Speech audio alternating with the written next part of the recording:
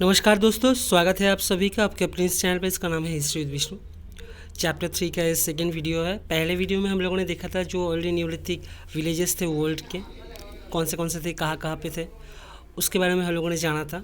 और डोमेस्टिकेशन क्यों स्टार्ट हुआ, क्यों फूड गैदरर से जो कम्युनिटीज़ थी एंशियंट टाइम में वो फूड प्रोड्यूसर बन गए या डोमेस्टिकेशन उन्होंने स्टार्ट कर दिया एनिमल्स और प्लांट्स का, और किस तरीके से जो मॉर्फोलॉजिकल चेंजेस हो रहे थे डोमेस्टिकेशन के ज़रिए, कि बहुत दिनों से ये डोमेस्टिकेशन का प्रोसेस जब चल रहा था तो जो मॉर्फोलॉजिकल चेंजेस, जेनेटिक चेंजेस हो रहे थे या जो उनके फॉर्म्स थे वाइल्ड प्लांट्स के या जो एनिमल्स थे उनके मॉर्फोलॉजिकल चेंजेस आ रहे थे, उनके फॉर्म्स में चेंजेस आ रहे थे। तो इसके बारे में हम लोगों ने डिस्कस किया था। या जो पैलिनोलॉजी था क्यों क्या है, या जो पैलियो बोटनी उससे हम क्या कर सकते हैं, AMS क्या है, और तो ये सब के बारे में हम लोगों ने जाना था। इस वीडियो में हम लोग देखने वाले हैं कि जो ट्रांजिशन का जो प्रोसीजर चला था फ्रूट प्रोडक्शन का और गैदरर से प्रोड्यूसर, ये जो ट्रांजिशन था इंडियन सब कॉन्टिनेंट में, इसके बारे में हम लोग डिस्कस करेंगे।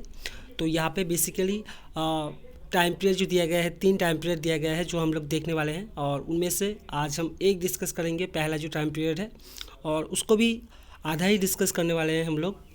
तो चलिए ये स्टार्ट करते हैं। The transition to food production in the Indian subcontinent. तो हमारा जो डिस्कशन ये चलेगा इंडियन सब कॉन्टिनेंट में जो सब साइट्स हमें मिले हैं इसी के बारे में हम लोग डिस्कस करेंगे। तो जो न्यूलिथिक एज था, न्यूलिथिक एज में जो हमें फीचर्स हमें देखने को मिलते हैं जो न्यूलिथिक एज से रिलेटेड है या एसोसिएटेड है न्यूलिथिक एज से, तो ये है food production. Food production start होता है इस समय में न्यूलिथिक एज में। पॉटरी हमें देखने को मिलते हैं न्यूलिथिक एज में, और सेडेंटरी लिविंग मतलब कि एक जगह पे परमानेंटली रहना, ये सब जो फीचर्स है ये न्यूलिथिक एज के फीचर्स है। लेकिन इंडियन सब कॉन्टिनेंट में क्या देखा जाता है, ये जो कुछ फीचर्स ऐसे हैं जिनके जो रूट्स थे ये हमें मेसोलिथिक फेज में ही मिलते हैं। In the Indian subcontinent some of this features like pottery, domestication of animals and plants can be trace to the Mesolithic phase. तो मेसोलिथिक एज में ही हमें देखने को मिलता है पॉटरी और डोमेस्टिकेशन जो कि न्यूलिथिक एज से रिलेटेड है। लेकिन ये जो सेडेंटिज्म दैट इज़ सेडेंटरी लिविंग मतलब परमानेंटली एक जगह पे रहना, ये जो थियरी है या ये जो आइडिया है, ये इतना भी इजी नहीं है, इतना भी सिंपल नहीं है, थोड़ा सा कम्प्लेक्सिटी इसमें बरकरार है। और ये बात ज़रूर ध्यान में रखना चाहिए कि फूड प्रोडक्शन स्टार्ट हो रहा है या डोमेस्टिकेशन स्टार्ट हो रहा है, इसका मतलब ये नहीं कि हंटिंग गैदरिंग लाइफ जो है ये ख़त्म हो गया है, ये तभी भी चल रहा था। जैसे अगर हम लोग देखें कि सम मेसोलिथिक हंटर गैदरर लेड ए फेयरली सेडेंटरी लिविंग, मतलब वो हंटर गैदरर थे लेकिन वो एक जगह पे परमानेंटली रहते थे। And some practices domestication but did not live long in same place. और मेसोलिथिक फेज में देखा जाता है कि कुछ कम्युनिटीज़ वो डोमेस्टिकेशन का प्रैक्टिस करते हैं, एनिमल रेयरिंग करते हैं, एग्रीकल्चर थोड़ा थोड़ा करते हैं, लेकिन वो एक जगह पे बहुत ज़्यादा देर तक टिके नहीं रहते थे। और इसी के लिए it is necessary to recognise different degrees of sedentism in the lifestyle of various communities. इसी के लिए मतलब सेडेंटरी लिविंग और जो हंटर गैदरर के जो लाइफ थे ये मतलब दोनों पहलू के तौर पे हम लोग नहीं देख सकते इसको, एक ही पहलू के अंदाजे से हमें डिस्कस करना चाहिए या देखना चाहिए। कहने का मतलब ये है कि सेडेंटरी लिविंग जो है, सेडेंटरी लाइफ जो है एक जगह पे टिक के रहना, और जो नोमैटिक लाइफ है कि घूमते रहना, ये दोनों को हम लोग ऑल्टरनेटिवली नहीं देख सकते कि सेडेंटरी लिविंग हो रहा है मतलब नोमैटिक लाइफ ख़त्म हो गया है, या नोमैटिक लाइफ है मतलब सेडेंटरी लिविंग नहीं हो रहा है। इसको हम लोग ऐसे नहीं देख सकते। डिफरेंट कम्युनिटीज़ थे जो सेडेंटरी लिविंग में रहते थे कुछ समय के लिए, लेकिन वो हंटर गैदरर थे, तो ये भी हमें देखने को मिलता है। अभी आते हैं इसको थोड़ा सा समझते हैं कि communities that practice animal rearing and agriculture usually continue to hunt. तो जिन जिन कम्युनिटीज़ में ये जो एनिमल रेयरिंग का या एग्रीकल्चर का जो दौर चल रहा था, लेकिन उसके साथ साथ वो हंटिंग भी करते थे। And there were some communities never switched over to domestication. और कुछ कुछ ऐसे कम्युनिटीज़ भी थे जिन्होंने एग्रीकल्चर की तरफ अपना रुझान नहीं बढ़ाया, जिन्होंने डोमेस्टिकेशन की तरफ अपना रुझान ही नहीं दिया। उनका हंटिंग गैदरिंग जो लाइफ था वो कंटिन्यूसली चल रहा था, डोमेस्टिकेशन उनमें देखा ही नहीं गया, ऐसे भी चल रहे थे। तो इसीलिए हमें ये मतलब देखना चाहिए कि जो कम्युनिटीज़ थे उनके अंदर सेडेंटिज्म का जो डिफरेंट डिग्रीज है, मतलब कुछ समय के लिए एक जगह पे रहते थे या बहुत ज़्यादा समय के लिए रहते थे या परमानेंटली रहते थे, इसको हमें डिस्कस करना या इसको एनालाइज करना बहुत ही ज़रूरी है। नंबर 7, ये जो चैप्टर का नाम दिया हुआ है the transition to fruit production. ये ट्रांजिशन टू फ्रूट प्रोडक्शन क्यों दिया गया है, क्योंकि क्यों दिया गया है ये क्वेश्चन आता है, क्योंकि इससे पहले चैप्टर 2 में हम लोगों ने देखा था कि वहाँ पे जो डिस्कशन था वो पैलेयोलिथिक एज का डिस्कशन था या मेसोलिथिक एज का डिस्कशन था। तो ये जो बेसिकली होना चाहिए फूड प्रोडक्शन, मतलब कि न्यूलिथिक एज में स्टार्ट होता है, तो इसका नाम न्यूलिथिक क्यों नहीं दिया गया है। तो इसके लिए 3 कारण दिए जा सकते हैं। एक है कि food production is the most important aspect इस समय में, मतलब ये जो चैप्टर डिस्कस कर रहा है ये फ्रूट प्रोडक्शन के ऊपर डिस्कस कर रहा है, और फ्रूट प्रोडक्शन एक बहुत ही इंपॉर्टेंट फीचर है इस डिस्कशन में या इस दौरान जो एवोल्यूशन हो रहे थे। सेकेंड जो रीज़न है कि different regional profiles and trajectories, मतलब तरह तरह के रीजन्स में जो प्रोफाइल हमें देखने को मिलता है ये अलग अलग तरह के देखने को मिलता है। इसी के लिए फ्रूट प्रोडक्शन मतलब न्यूलिथिक इज, जैसे कि थर्ड जो रीज़न है कि except some pure Neolithic sites there are many Neolithic Chalcolithic cultures. तो खाली इस समय के काल में, मतलब सिरका 7000 से लेकर 2000 BC तक, इस समय में जो विलेज कम्युनिटी जो एंशिएंट कम्युनिटीज़ रहते थे, इसमें इस दौरान में जो साइट्स हमें मिले हैं ये प्योरली न्यूलिथिक नहीं थे। कुछ साइट्स ऐसे थे, ज़्यादातर कुछ साइट्स ऐसे थे जिनमें हमें न्यूलिथिक प्लस चैल्कोलिथिक कल्चर्स हमें देखने को मिलता है। तो इसी के लिए इन 3 कारणों की वजह से हमने मतलब इस चैप्टर का नाम जो है ये न्यूलिथिक की जगह फूड प्रोडक्शन इसको दिया गया है। Number 8 in this book the discussion of food production, food producing agricultural pastoral communities of the subcontinent has been divided into 3 overlapping phases। तो इस चैप्टर में या इस किताब में हम लोग देखेंगे जो फूड प्रोड्यूसिंग जो एग्रीकल्चरल पेस्टोरल कम्युनिटीज़ थे इनको 3 चरणों में डिवाइड किया गया है, 3 फेज़ों में बांटा गया है। पहला फेज़ जो होता है ये इस फेज़ का टाइम पीरियड जो दिया गया है 7000 से लेकर 3000 BC तक, और सेकेंड फेज़ जो है ये 3000 BC से 2000 BC में स्टार्ट हुआ था, और थर्ड फेज़ जो है ये 2000 BC से लेके 1000 BC। तो इन 3 चरणों में जो एग्रीकल्चरल पेस्टोरल कम्युनिटीज़ थे इनको डिवाइड किया गया है। और इस चैप्टर में हम लोग जो देखेंगे जो पहले जो 2 फेज़ हैं, मतलब 7000 से लेकर के 2000 BC, इस टाइम पीरियड को ही हम लोग फॉलो करेंगे इस चैप्टर में। और थर्ड जो फेज़ इसका डिस्कशन होगा चैप्टर 5 में।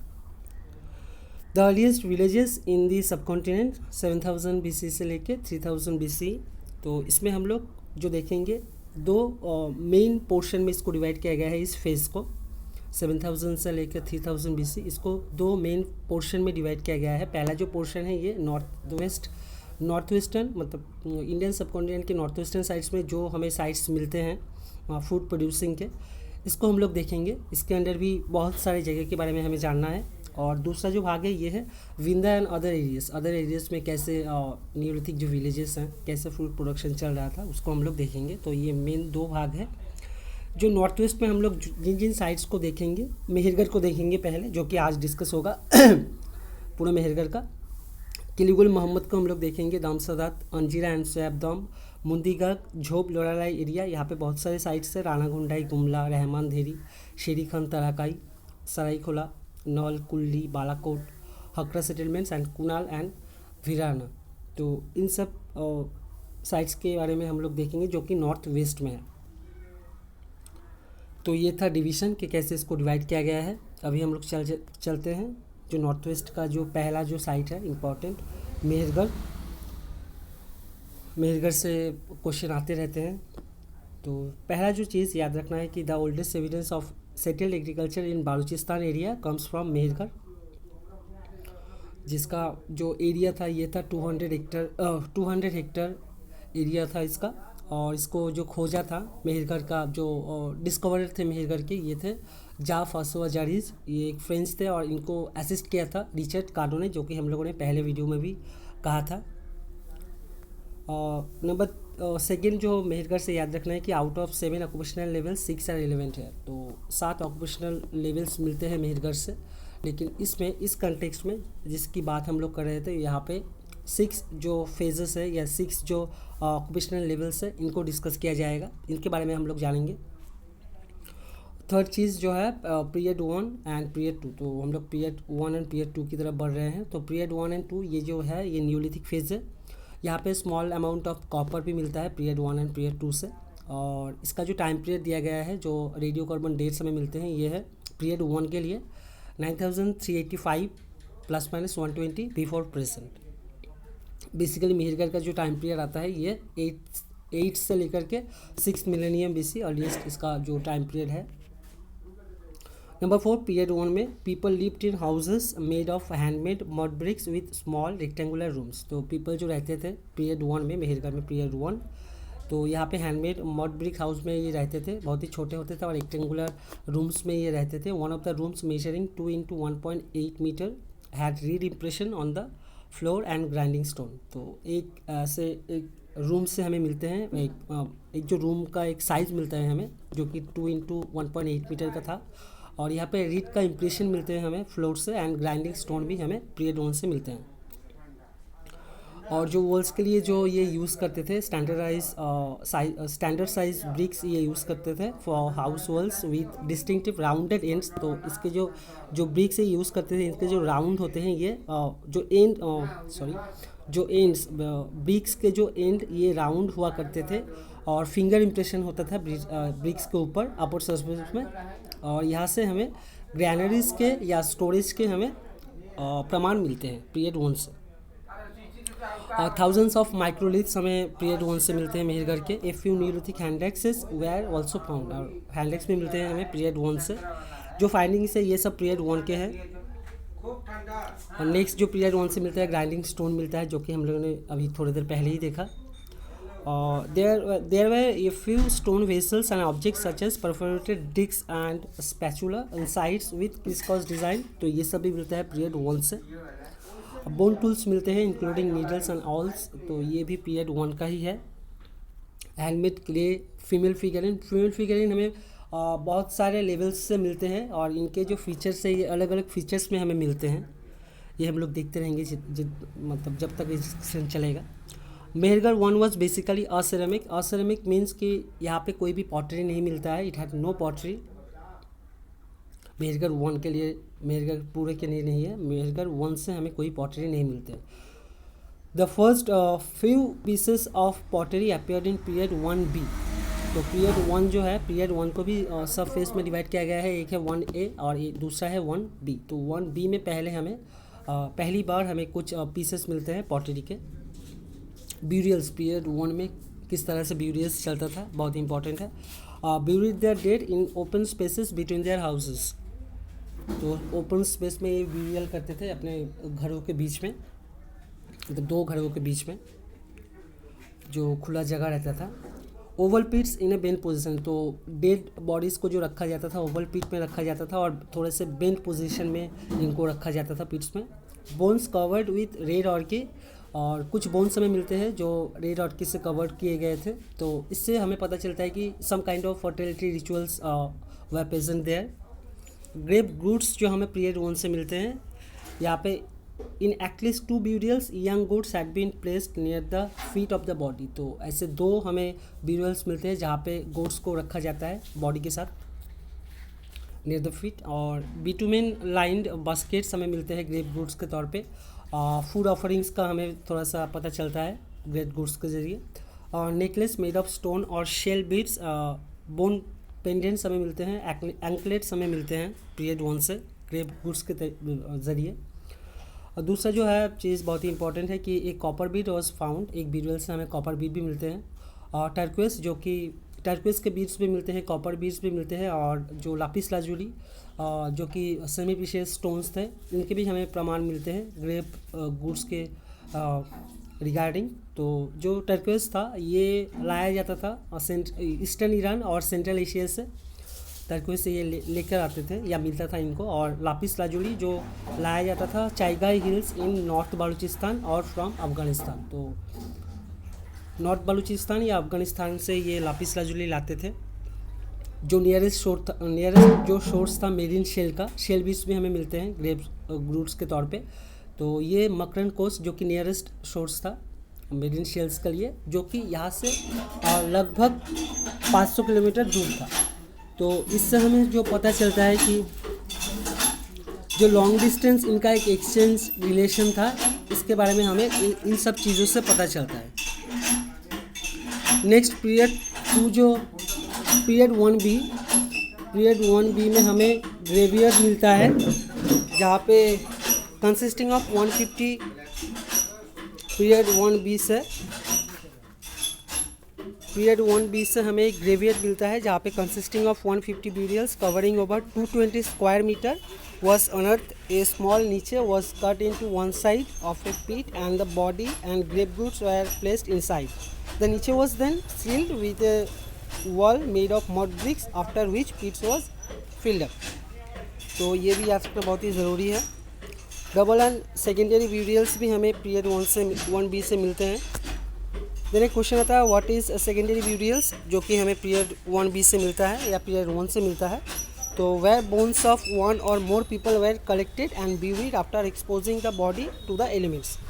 तो जो बोन्स है ये कलेक्ट करते हैं डिफरेंट बॉडीज़ के और एक से भी ज़्यादा पीपल के, और उसके बाद इनको ब्यूरिड किया जाता था, तो इसे कहते हैं सेकेंडरी ब्यूरियल्स। पीरियड 2 अभी हम लोग डिस्कस करेंगे। पीरियड 2 से क्या क्या चीज़ें, ये जो हमने पूरा अपर जो पोर्शन था ये पीरियड 1 का था। अभी पीरियड 2 देखेंगे। पीरियड 2 का जो डेट दिया गया है ये 6000 से लेके 4500 BC का डेट है। और सॉरी फॉर द साउंड का जो इंटरप्शन हो रहा है।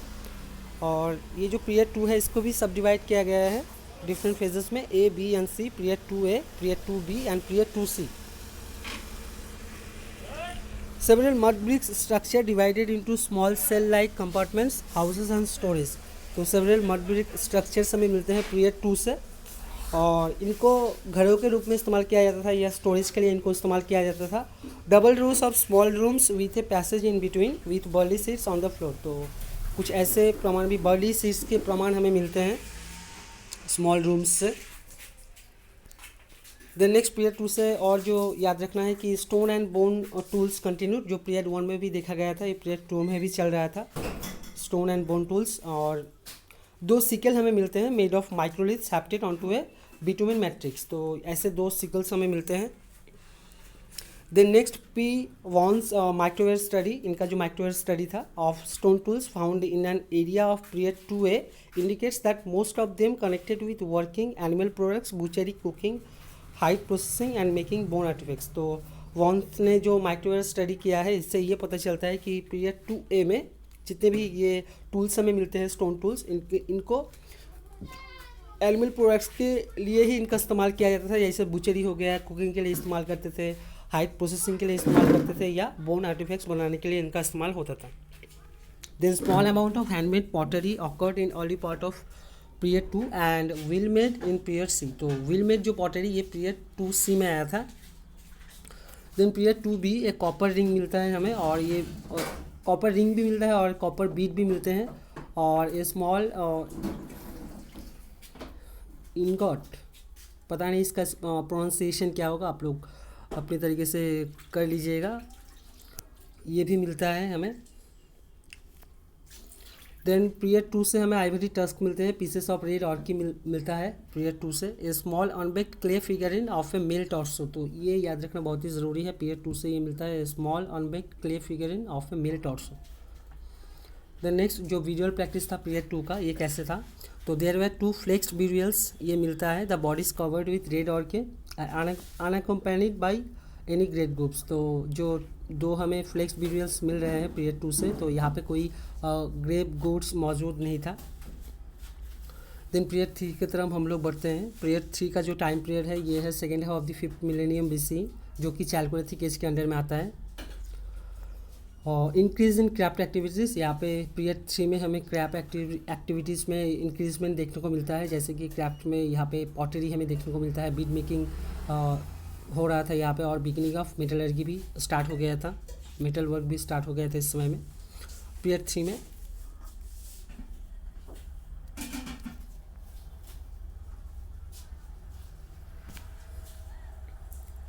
और तो जो होता है large scale wheel made pottery, ये पीरियड 3 में आ गया था विथ पेंटेड डेकोरेशन। और innovation of pottery making techniques, और इस समय में पॉटरी मेकिंग की जो टेक्निक्स है इनमें भी इनोवेशन देखने को मिलता है। Pottery manufacturing area with 3 ovens and 6 metre of pottery debris. तो पीरियड 3 से हमें देखने को मिलता है एक पॉटरी मैन्युफैक्चरिंग एरिया के बारे में हमें पता चलता है। यहाँ पे 3 ovens थे और डिब्रिज था पॉटरी का जो कि 6 मीटर इसका जो ये था 6 metre of pottery debris. Frequent occurrence of necklace and bracelets made of tiny steatite bits जो हमें पीरियड 3 से मिलते हैं। और स्टोन माइक्रो ड्रिल्स हमें देखने को मिलता है जो शायद ये इस्तेमाल करते थे to make engraving on shells. और उसके बाद फ्यू टेराकोटा हम्ड बोल्स हमें पीरियड 3 से मिलते हैं। Terracotta crucibles with traces of copper, जिससे हमें मेटलर्जी के बारे में पता चलता है कि ये मेटलर्जी जो है इसका काम स्टार्ट हो गया था, मेटल वर्क स्टार्ट हो गया था। और स्टोरेज कॉम्प्लेक्सेस हमें मिलते हैं डिवाइडेड इनटू कंपार्टमेंट्स, जैसे कि हमें पीरियड 1 में भी देखा था। ब्यूरियल प्रैक्टिस जो था पीरियड 3 में, इसके regarding a large symmetry containing the burials of about 99 people. तो 99 इंडिविजुअल्स के हमें एक सिमेंट्री में ये पाया जाता है। और इससे पता चलता है कि जो ब्यूरियल प्रैक्टिसेस थे इनमें चेंजेस आ रहे थे। The niche walled by cigar shaped bricks जो कि पीरियड 2 में पता चलता है हमें, लेकिन इस समय में ये एब्सेंट था पीरियड 3 में। The heads of some skeletons were placed on bricks, तो कुछ जो सर हैं स्केलेटन्स के ये ब्रिक के ऊपर रखा जाता था, ऐसे प्रमाण मिलते हैं पीरियड 3 से। एक कलेक्टिव ब्यूरियल मिलता है जहाँ पे 2 विलमेट पेंटेड पॉट्स हमें देखने को मिलता है। और इसके अलावा पॉट्स हमें और कहीं और किसी भी ब्यूरियल से नहीं मिलता है। इन अनदर, और दूसरे ब्यूरियल में हमें जो मिलता है एक कॉपर और ब्रोंज ऑब्जेक्ट, उसे देख के लगता है कि ये जो था, ये जो कॉपर और ब्रोंज ऑब्जेक्ट जो था, ये एक fragment of segmented seal was found near the skull. तो स्कल के पास से ये लगता है कि एक सेगमेंटेड सील का एक पार्ट है जो कॉपर एंड ब्रोंज ऑब्जेक्ट हमें मिलता है। पीरियड 3 में जो हो रहा था ऑर्नामेंट्स बहुत ही उभर के आ रहे थे, पीरियड 2 में भी हम लोगों ने देखा है। Ornaments of steatite microbeads, pendants of lapis lazuli, carnelian, turquoise, chrysoprase, शायद इसका प्रोनाउंसिएशन क्रिसोप्रेस ही होगा, पता नहीं, एजेट और टेराकोटा एंड सीशेल्स, इस तरह के पेंडेंट्स हमें देखने को मिल रहे थे इस समय में। The most remarkable aspect of period 1 से लेकर 3 हम लोगों ने देखा कि क्या क्या आर्टिफैक्ट्स हमें मिल रहे थे। तो इससे ये पता चलता है कि revealing transition from hunting and food gathering to a heavy reliance on animal domestication and agriculture. तो जो एक इम्पॉर्टेंट फीचर उभर के सामने आता है पीरियड 1 और पीरियड 3 से, कि फूड हंटिंग गैदरिंग और हंटिंग गैदरिंग से ये जो है एक हेवी रिलायंस मतलब निर्भरता एग्रीकल्चर पे आ रहा था, डोमेस्टिकेशन के ऊपर ये निर्भर कर रहे थे बहुत ही ज़्यादा से ज़्यादा। Barley seems to have been the most important crop, barley सबसे ज़्यादा महत्वपूर्ण क्रॉप था, उसके बाद व्हीट का आता था। 6 row naked barley in period 1 में देखा जाता है 6 row नेकेड बार्ली। और पीरियड 1 से हमें व्हीट भी मिलते हैं। पीरियड 1 और 2 में हमें जो मिलता है कॉटन मिलता है पीरियड 2 से हमें कॉटन मिलते हैं, कॉटन सीड्स। एंड इससे अलावा भी हमें बेर के सीड्स मिलते हैं, डेट्स के सीड्स मिलते हैं। इन पीरियड 3 एक न्यू सीरियल्स कुछ न्यू सीरियल्स आते हैं, जिनमें से एक है ओट्स। और इस समय में इनके एग्रीकल्चरल प्रैक्टिस के बारे में कुछ ज़्यादा हमें पता नहीं चलता है, लेकिन विंटर रेन पे ये बहुत ही निर्भरशील थे, और reliance on winter rain. And जो ये अपने खेत में इरिगेशन के लिए चैनलाइज करते थे नदी के वाटर को। और मड एंड स्टोन एम्बर्क्समेंट हमें देखने को मिलता है, जो कि आज का जो गबरबंस है इससे सिमिलर था। स्टोन सिकल्स हमें देखने को मिलता है, stone sickles by hafting tiny microliths on to wooden handle for harvesting के लिए इस्तेमाल किया जाता था। एनिमल डोमेस्टिकेशन जो चल रहा था इस समय में 1 से लेकर 3 जो पीरियड था मेहरगढ़ का, यहाँ पे हमें बोन्स मिलते हैं बहुत तरह तरह के, डियर के बोन्स मिलते हैं, नीलगाय, गोट, और उसके बाद wild ass, water buffalo, cattle, pig and perhaps elephant के बोन्स भी हमें मिलते हैं। डोमेस्टिकेटेड एनिमल्स के तौर पे गोट्स का जो बोन है ये मिलता है। और जो डोमेस्टिकेशन ऑफ शीप और कैटल शायद ये भी होता था, शीप और कैटल का भी डोमेस्टिकेशन शायद होता था, क्योंकि जो बोन्स मिले हैं इनमें पता चलता है कि इनका जो साइज़ है ये डिक्रीज हो रहा था। और interestingly period 3 increase the number of bones of wild animals suggesting resurgence in hunting activity. Period 3 में इंक्रीजिंगली जो पीरियड 3 में एक मज़ेदार चीज़ हमें देखने को मिलता है कि जो वाइल्ड एनिमल्स के बोन्स ज़्यादा से ज़्यादा मिलते हैं, तो इससे पता चलता है कि फिर से शायद हंटिंग एक्टिविटी जो बढ़ गया था पीरियड 3 में। The next number 8, J R. Lukacs ने एक स्टडी किया था जो ह्यूमन डेंटल रिमेन्स हमें मिलते हैं मेजगर से। तो उनके स्टडी शो से low rate of dental cavities in the early level में डेंटल कैविटीज़ के मात्रा जो थी ये बहुत कम थी। ये शायद इस तरीके से इसलिए था कि may be due to high fluoride levels in the drinking water जो कि इस एरिया में अवेलेबल था, और ये भी हो सकता है कि people had a coarse diet. Evidence of tooth probing के भी हमें एविडेंस मिलते हैं। People poking their teeth either to soothe pain और प्रीस्ड आउट फूड। और डेंटल हेल्थ जो है ये डिक्लाइन हो रहा था पीरियड 3 में, शायद इसीलिए कि due to changes in food habit like more refined food लेने की वजह से शायद डेंटल हेल्थ जो है बहुत ही डिक्रीज हो रहा था पीरियड 3 में, ये देखने को मिलता है। पीरियड 4 लार्जर स्ट्रक्चर्स हमें देखने को मिलते हैं with rooms separated from each other by wide walls and doors with wooden lintels। और एक जो डोर है इसका जो हाइट हमें मिलता है 1.10 मीटर, मतलब जो इंसान रहते थे यहाँ पे ये झुक के रूम में एंटर करते थे। और रूम्स के जो पीरियड 4 में जो रूम्स हमें मिलते हैं इसके अंदर से हमें देखने को मिलता है stone flakes, blades, grinding stones, pestles and bones, storage jar, a crust basin with ridges and snake designs painted on inner side, fine goblets, beautifully painted vessels। ये सब हमें रूम्स के अंदर से मिलते हैं पीरियड 4 में। पॉलीक्रोम वेयर्स हमें देखने को मिलते हैं पीरियड 4 से। और a new style of terracotta female figuring हमने पहले भी देखा था, आगे भी देखेंगे। New style of terracotta female figuring with A tubular body और पिंच्ड नोज और and joint legs made it's appearance in period 4। और पीरियड 4 से लेके 5 में थोड़े से चेंजेस के साथ ये सभी चीज़ें हमें देखने को मिलते हैं। अभी आते हैं पीरियड 6 की तरफ। पीरियड 6 में हमें जो देखने को मिलता है appearance of red ware decorated with people lips and well fired grey ware, ये हमें पीरियड 6 से देखने को मिलता है। A large pottery clean was found, ये पीरियड 6 से मिलता है, और भट्टी कह सकते हैं। और ये distinctive feature of this period है टेराकोटा फीमेल फिगरिंग। यहाँ पे भी मतलब 4 में जो टेराकोटा फीमेल फिगरिंग हमें देखने को मिलता है यहाँ पे थोड़े से चेंजेस के साथ हमें देखने को मिलता है, जैसे कि with elaborate hair style, heavy breast and joint legs. और इससे शायद इसका कोई कल्टिक सिग्निफिकेंस रहा होगा पीरियड 6 में जो हमें फीमेल फिगरिंग्स मिलते हैं। तो इस वीडियो में फ़िलहाल इतना ही। नेक्स्ट जो थर्ड वीडियो होने वाला है उसमें हम लोग नॉर्थ वेस्ट में अर्ली न्यूलिथिक विलेजेस में जो दूसरे साइड से किलिगुल मोहम्मद, दमसदात, अंजीरा, सियादम और ये सब के बारे में हम लोग डिस्कस करेंगे। तो मिलते हैं नेक्स्ट वीडियो में। Thank you.